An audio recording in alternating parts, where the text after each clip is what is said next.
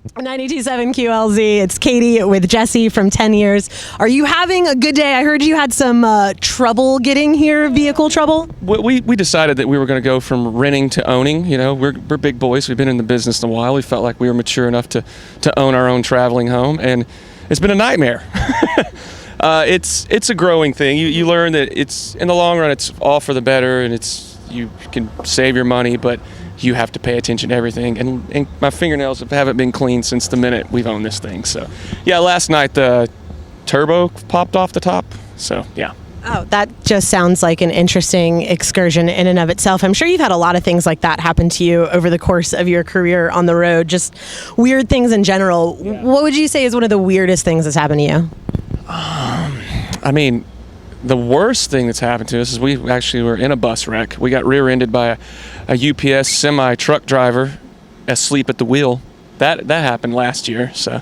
That's not fun. Was nobody was injured? Everybody okay? Everybody had like minor checkups at the doctor, no major hospital visits, but all of our band equipment and gear suffered casualties and fatalities. The trailer shot off into the woods, and the bus burst into flames. It was something out of a Michael Bay film or something, yeah.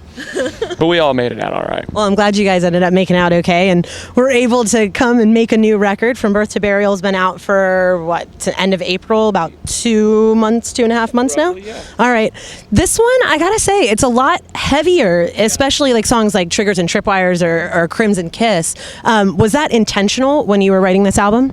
Yeah, because, I mean, this is our 5th studio record, and we've really been trying to explore different sounds, you know, like it's cool, you know, bands can you get successful off a certain sound, but we didn't ever want to become a sort of a gimmick of ourselves or kind of rip ourselves off. We always wanted to challenge ourselves to do things we haven't done before. So people always say, oh, you come off way heavier live than you do on your records. So we're like, well, let's just make a heavy record.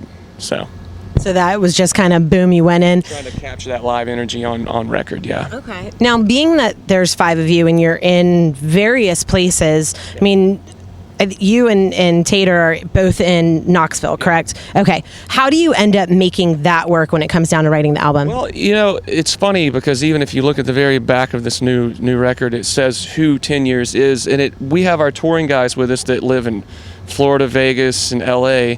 But all the originals still live in Knoxville with us, so it's a big open door policy. And Brian, that used to come out and tour, he was drums and guitar. He's switched up, done multiple things.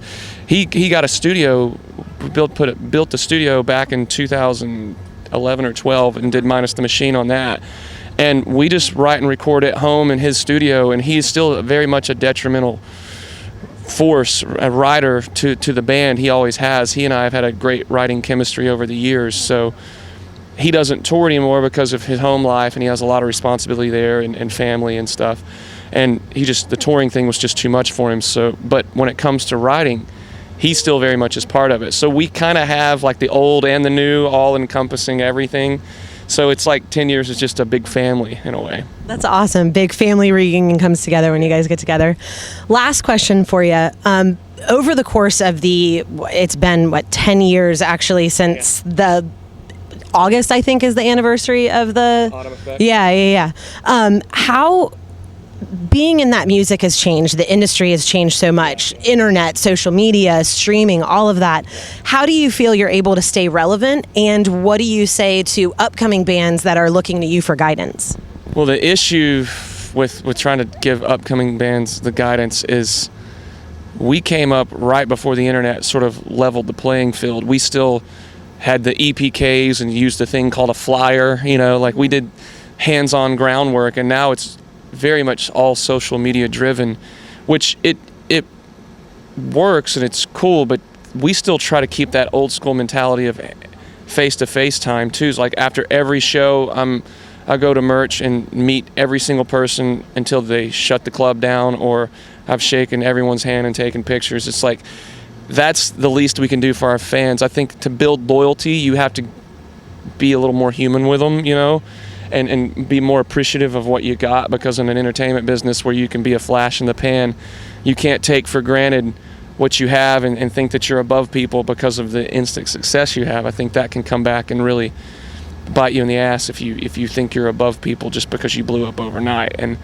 that's part of it. The other part of it, I think, is just us always challenging ourselves to really be creative as writers and go into new territories with music. I think that combo is what's really helped us stay around. Awesome. Well, I'm looking forward to seeing you tonight.